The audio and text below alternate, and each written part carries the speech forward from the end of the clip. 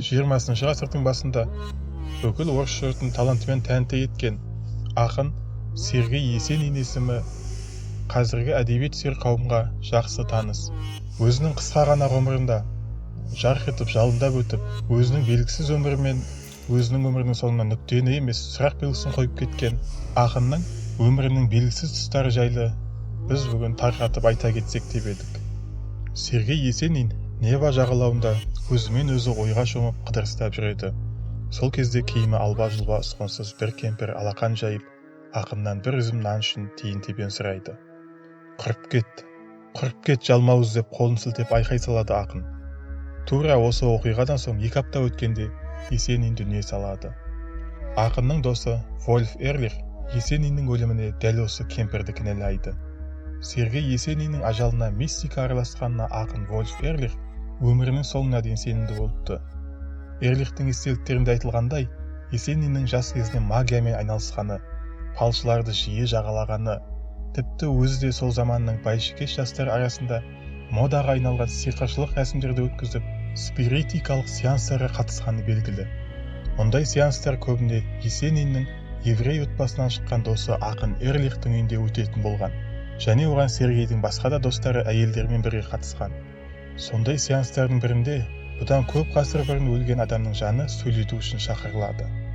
Сол кезде әлгі өлген адамның жаны жезтырнақ кейпінде «Мен сен үшін келемін, күт» дейді көп ішінен Есенинге қарап. Мистикаға құлай сенетін ақын осыдан кейін өзін жаман сезіне бастайды. Тіпті бұған дейін де ол достарына өзге параллельді әлемнен әлдекімнің өзінің ізін аңдып жүретінін айтады екен. Бірде мен одан Әзәзілден қорқатын себебің бар ма деп сұрадым.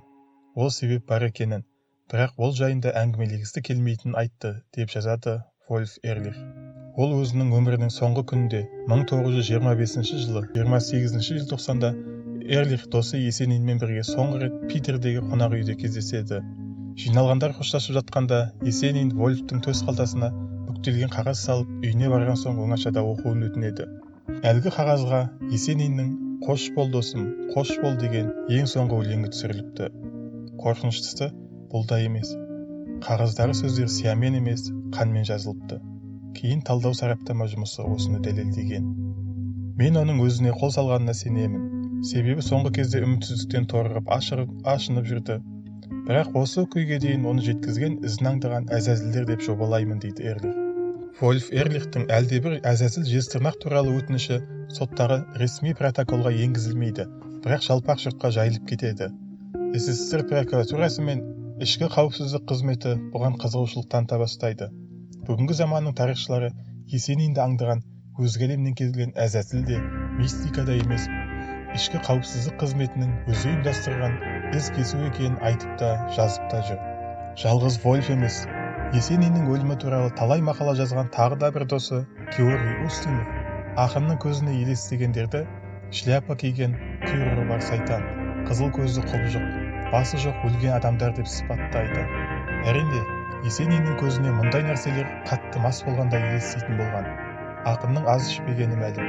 Талай мәрте ауруханада мастықтан да емделген. Ақынның дәрігерлік картасы тұсындағы графа «Белая горячка, галлюцинация» деп емдеуші дәрігердің қолымен толтырылыпты. 1921 жылы өзінің бір досына жазған хатында Есенин «Бүгін ішпеймін, өйткені бөлмеме өлген кемпірдің кіргенін көрдім» деп жазыпты. Есениннің жары Айседора Дункан Америкада жүргендерінде мас болған Есениннің ательде айнаны ұрып сындырғанын, себебі күйеуі айнадан өзіне атылғалы тұрған құбыжықты көріп тоқтатпақшы болғанын естелігінде жазады. Және оның достарының айтуы бойынша Есенин палашушыны көрсе ең бірінші менің қанша өмірім қалды деп сұраушы еді дейді. Шынымен де ақынды ар әлемнен келген Әзәзіл аңдыған ба? Әлде жоғарыдағы ақынды суицидпен өлтіру туралы бұйрық алған чекистер ақынның қонақ үйдегі нөміріне о дүниеден келген Әзәзіл кейпінде келіп, құрбандығын қорқытып, әлгіндей әрекетке баруға итермеледі ме екен? Кім білсін? Әйтеуір Есенин сол күні досына соңғы өлеңін қанмен жазып тапсырғаннан кейінгі түні қонақ үй бөлмесінде өлі күйінде табылған. Құрметті көрермендер, егер сіздерге осындай видео ұнайтын болса, каналға жазылып, лайк басып, қолдау көрсетіп кетейік. Келесі видеода кездескенше.